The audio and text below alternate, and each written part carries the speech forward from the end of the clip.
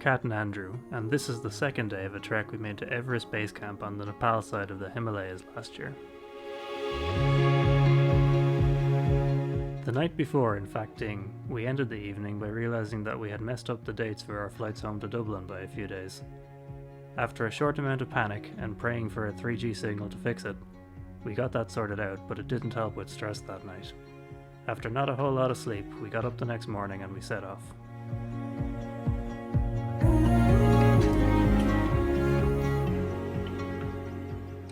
I can shake your jacket off already.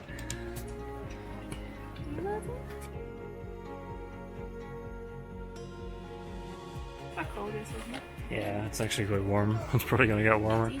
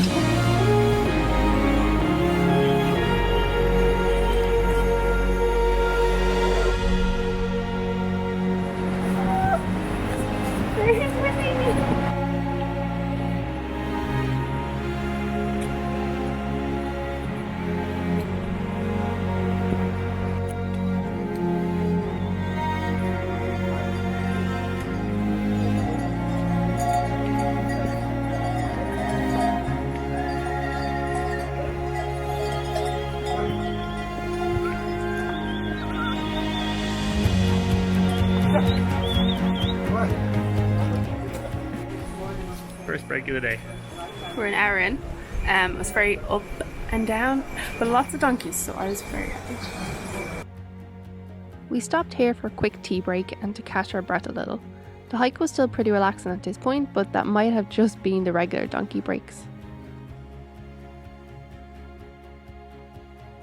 We started the day off with 800 meters to climb and hadn't done anything near that yet, so we knew the fun was still to come.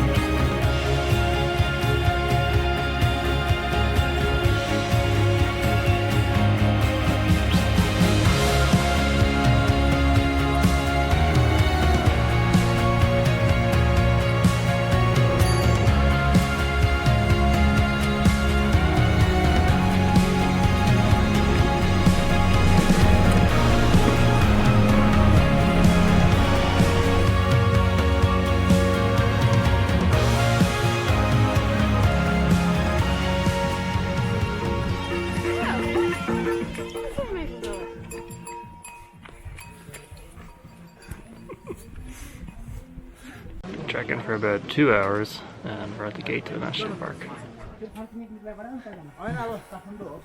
The entrance to the park was bustling with people, and places like this are where having a guide is a huge help.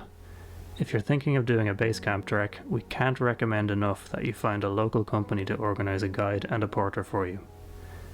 This is also a vital source of income for the local economy. We went with iTrek Nepal and they were excellent, before, during and after the trek itself. It took a few minutes for our guide, Ram, to sort out the paperwork needed for us to continue further. Then we passed through to the steep set of steps on the far side.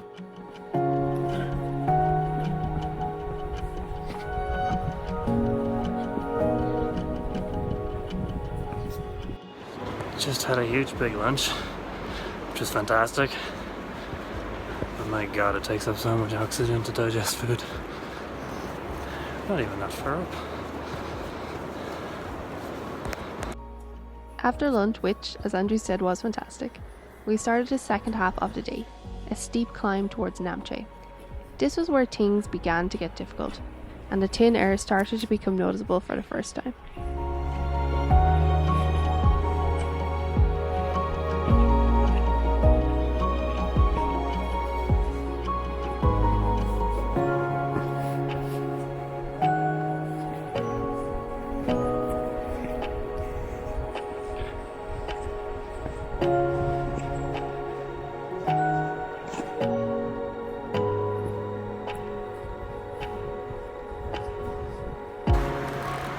According to the altimeter on my phone, we're at 29.75 meters, which is the highest we've ever been.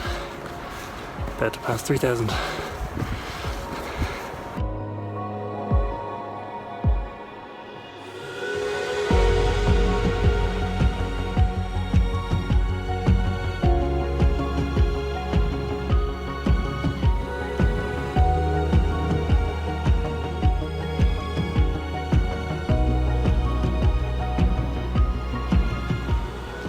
I was wrong, I found a sign.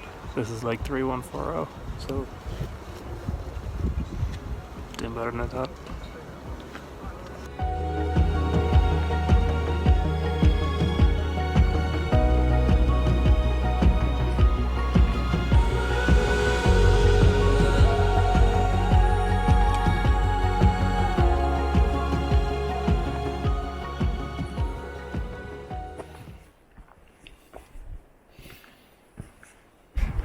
We reached Namche.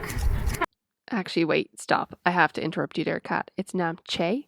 I'm going to say this wrong at least 4 times in the future, so I apologize. It's Namche Bazaar.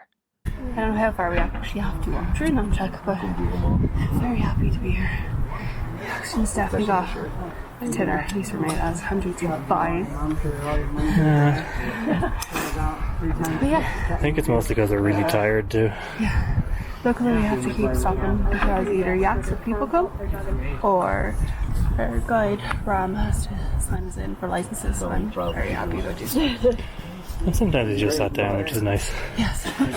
We actually got to the Everest viewpoint, but there was no view of Everest due to the light. It was a nice time.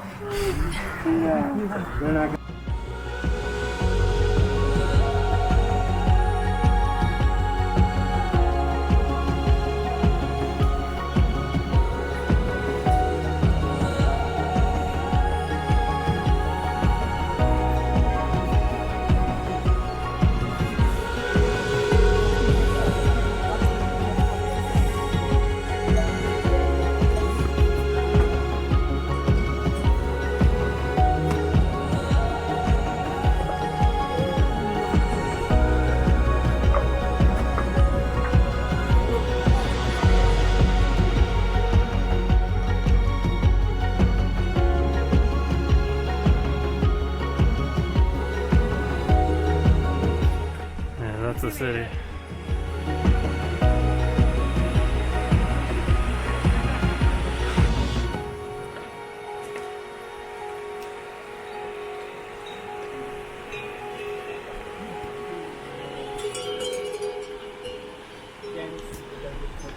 Oh, that's what it sounds like out there. We are in Namche Bazaar and we just looked out our window and the fog has finally cleared, and now this is what we can see.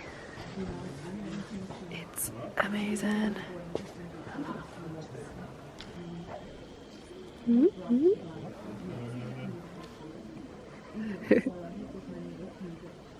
Not a bad view.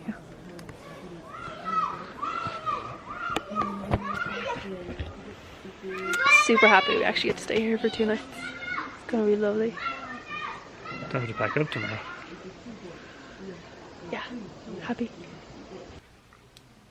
So we left Phakding this morning at about 20 to 8. Yeah. We walked for, how long was it? About 2 hours. 2 hours. First of all we passed through the entrance to the national park, where our guide Ram sorted out the ticketing. Great to have a guide because I would have been very confused with what was going on there. Yeah. We walked down a big set of stairs there. Had some lunch, which was huge. It was too big. And then we began the really, really steep walk up the side of the mountain to Namche, which is kind of, it's almost like a city here in the Himalayas. It's really steep though. I think we were climbing very steep for about 2 hours. Constant steps and stairs up. Lots of donkeys coming up and down. I don't think I'm ever going to get bored of donkeys. We have hours of footage of donkeys. But they're a great excuse. I mean, you're going upstairs a lot. They give you an excuse to actually stop and take a break, which was nice. We also went over, I think it was 2 or 3 suspension bridges that go over the water. Bit scary, they're very bumpy. We did have a, was it goat or a horse? It was a goat, wasn't it? I think it was a goat. Goat with someone riding on the back of it, come across us going on one of the bridges, which was a little scary. I think the woman could tell I was so scared that she even patted me on the shoulder and told me it was okay. There's no real way to any of these towns unless it's by helicopter, and it would cost too much to fly in supplies on a helicopter, so the poor porters are carrying everything on their back. We saw someone carrying rebar. That looked heavy. So heavy. I also confused a guy carrying wood on his back for a door on the side of a cliff. So you're starting to really, I guess, appreciate when you see a Western toilet, because you realise that was carried on someone's back up the mountain. Or the back of a yak. Or the back of a yak. In fairness, probably the back of a yak. We got here at about 3 o'clock. We both kind of crashed when we got here. I don't think we realised how tired we were. I got a massive headache all of a sudden, which I think is a slight combination of not being used to the altitude and just tiredness. Yeah. Andrew from the future here, it was definitely the altitude. That's going to get really interesting in the next video. But it's eased off. We're staying here tonight. We're going on a trek around the local area, which will bring us up to about 3,700 meters tomorrow. And then we'll be coming back here tomorrow night. Yeah. So hopefully that'll get us used to it. Should be nice. The hotel we're in at the moment as well, we're lucky that we actually have a room that has hot shower and a Western toilet, which is really nice. And tomorrow will probably be the last day we can actually shower, so I'm really appreciating this hotel.